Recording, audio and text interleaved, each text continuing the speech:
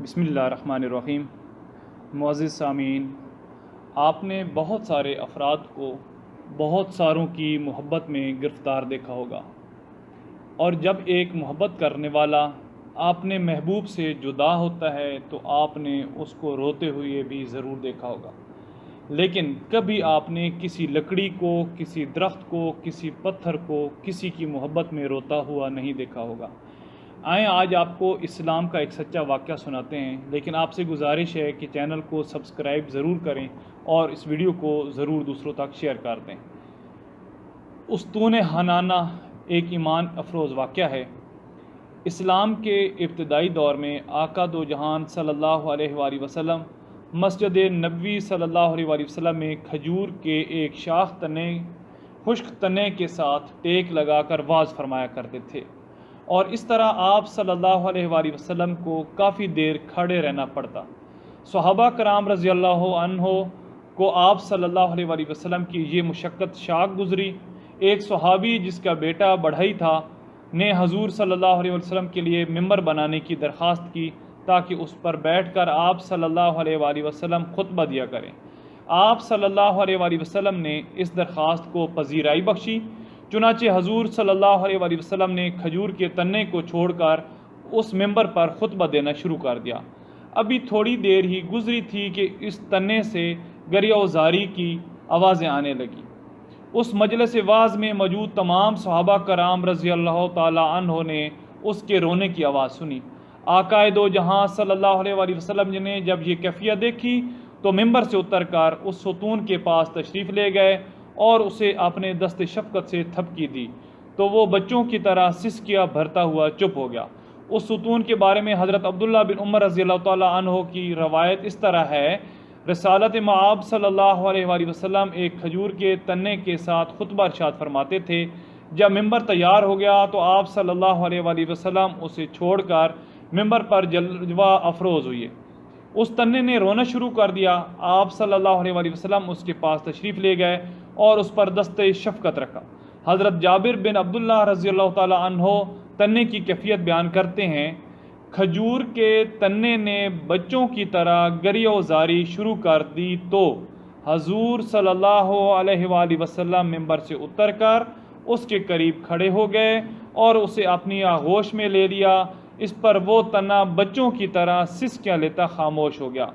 حضرت انس بن مالک اور حضرت جابر بن عبداللہ رضی اللہ تعالی عنہ اس تنے کی کیفیت بیان کرتے ہوئے فرماتے ہیں: ہم نے اس تنے کے رونے کی آواز سنی، وہ اس طرح رویا جس طرح کوئی اونٹنی اپنے بچے کے فراق میں روتی ہے، حتیٰ کہ آپ صلی اللہ علیہ وآلہ وسلم نے تشریف لا کر اس پر اپنا دست شفقت رکھا اور وہ خاموش ہو گیا۔ صحابہ کرام رضی اللہ تعالی عنہ فرماتے ہیں: اگر آپ صلی اللہ علیہ وآلہ وسلم اس ستون کو باہوں میں لے کر چپ نہ کراتے تو قیامت تک وہ درخت روتا رہتا، وہ تنا روتا رہتا۔ یہ آپ صلی اللہ علیہ وآلہ وسلم کی پشت اقدس کے لمس کا اثر تھا کہ ایک بے جان اور بے زبان لکڑی میں آثار حیات نمودار ہوئے، جس کا حاضرین مجلس نے اپنی آنکھوں سے مشاہدہ کیا۔ حضرت عبداللہ بن عباس رضی اللہ تعالی عنہ سے مروی حدیث مبارکہ میں اس طرح ہیں: مسجد نبوی صلی اللہ علیہ وسلم میں حضور اکرم صلی اللہ علیہ وسلم خطبہ پڑھنے کے لیے جمعہ کے دن یا کسی ایسے وقت میں جب لوگوں کو کوئی حکم الہی پہنچانا ہوتا، کھجور کے ایک ستون سے پشت مبارک لگا کر کھڑے ہوا کرتے تھے۔ صحابہ کرام رضی اللہ تعالی عنہ نے عرض کیا کہ اگر آپ حکم فرمائیں تو آپ کے لیے کوئی ایسی شے تیار کی جائے جس پر آپ کھڑے ہوں، تو آپ صلی اللہ علیہ وسلم نے فرمایا کہ اگر ایسا کر سکتے ہو تو اجازت ہے۔ چنانچہ 3 درجوں والا ایک ممبر تیار کرایا گیا۔ حضرت عبداللہ بن عمر رضی اللہ تعالیٰ عنہ کہتے ہیں کہ جب آپ صلی اللہ علیہ وآلہ وسلم اس پر کھڑے ہو کر خطبہ پڑھنے لگے تو ستون سے رونے کی آواز سنی گئی۔ آپ صلی اللہ علیہ وسلم فوراً ممبر سے اترے، اسے سینہ سے لگایا اور جیسا کہ بچوں کے چپ کرانے کے لیے کیا جاتا ہے اس پر محبت اور شفقت سے ہاتھ پھیرتے رہے یہاں تک کہ وہ پرسکون ہو گیا۔ مثنوی مولانا روم رحمۃ اللہ علیہ ہجر نبی کا پیکر شعری مولانا روم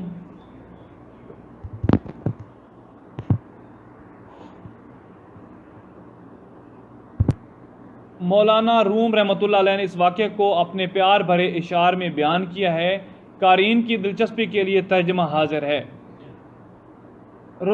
رسول پاک صلی اللہ علیہ وسلم کے فراق میں کھجور کا ستون انسانوں کی طرح رو دیا۔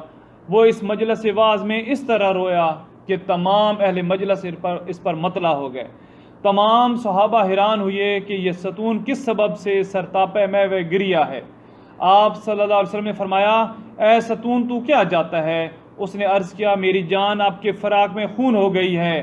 پہلے تو میں آپ کی مسند تھا، آپ نے مجھ سے کنارہ کش ہو کر ممبر کو مسند بنا لیا۔